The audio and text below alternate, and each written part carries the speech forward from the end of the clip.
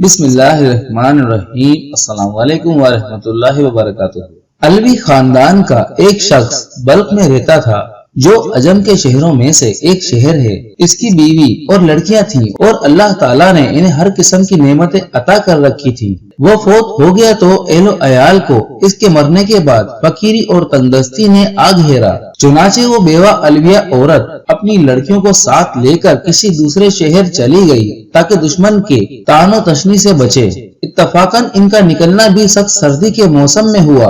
جب شہر میں داخل ہوئی تو اپنی لڑکیوں کو ایک غیر آباد مسجد میں بٹھایا اور خود ان کے کھانے کے بندوبست کے لیے چلی گئی۔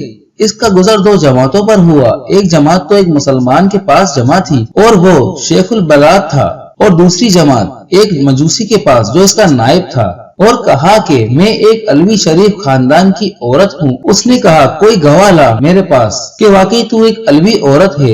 اس نے کہا میں ایک اجنبی عورت ہوں، اس شہر میں مجھے کوئی نہیں جانتا۔ چنانچہ اس شیخ البلاد نے منہ موڑ لیا اور وہ عورت شکستہ دل ہو کر چلی گئی۔ پھر وہ اس مجوسی آدمی کے پاس گئی اور اپنا حال اس کے سامنے بیان کیا کہ میرے ساتھ لڑکیاں ہیں اور میں ایک علوی شریف خاندان کی عورت ہوں، اور شیخ البلد کے پاس جانے کا سارا قصہ بھی بیان کیا۔ وہ مجوسی فوراً اٹھا اور اپنی عورتوں کو بھیجا کہ اس عورت کو ماں اس لڑکیوں کے میرے مکان پر لے آؤ۔ پھر ان کو نہایت ہی نفیس کھانا کھلایا اور بہترین لباس پہنایا۔ جب آدھی رات ہوئی تو شیخ البلد نے خواب میں دیکھا کہ قیامت قائم ہو گئی اور جھنڈا رکھا گیا ہے نبی کریم صلی اللہ علیہ وآلہ وسلم کے سر انور پر، اور ایک محل ہے سبز یاقوت کا جس کے کنارے یاقوت کے ہیں اور اس میں مرجان کے یاقوت جڑے ہوئے ہیں۔ پھر شیخ البلد نے کہا یا رسول اللہ صلی اللہ علیہ وآلہ وسلم یہ محل کس کا ہے؟ آپ صلی اللہ علیہ وآلہ وسلم نے فرمایا یہ مسلمان کے لیے ہے۔ اس نے کہا یا رسول اللہ صلی اللہ علیہ وآلہ وسلم میں مسلمان ہوں۔ تو آپ صلی اللہ علیہ وآلہ وسلم نے فرمایا میرے پاس گواہ لا کہ تو واقعی مسلمان ہے۔ وہ سن کر حیران رہ گیا تو نبی پاک صلی اللہ علیہ وآلہ وسلم نے فرمایا وہ علویہ عورت جب تیرے پاس آئی تھی تو نے بھی تو یہی کہا تھا کہ میرے پاس گواہ لا کہ واقعی تو علویہ عورت ہے، تو اسی طرح تو بھی گواہ لا میرے پاس کہ واقعی مسلمان ہے۔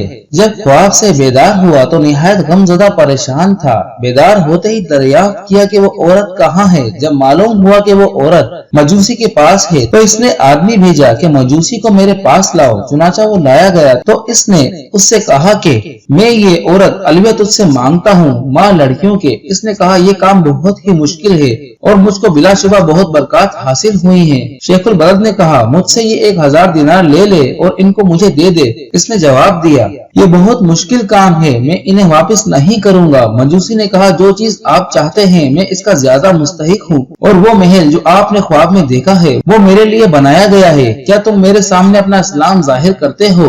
اللہ کی قسم جب تک میں اور میرے اہل و عیال تمام کے تمام اس علویہ کے ہاتھ پر مسلمان نہیں ہوئے رات کو سوئے نہیں تھے۔ میں نے خواب میں اس طرح دیکھا تھا جس طرح تم نے دیکھا ہے، اور مجھے رسول اللہ صلی اللہ علیہ وآلہ وسلم نے فرمایا کہ وہ عورت علویہ اس کی لڑکیاں تیرے پاس ہیں۔ میں نے عرض کیا جی یا رسول اللہ صلی اللہ علیہ وآلہ وسلم۔ تو آپ صلی اللہ علیہ وآلہ وسلم نے فرمایا یہ محل تیرا اور تیرے گھر والوں کا ہے، تو اور تیرے گھر والے جنتی ہیں۔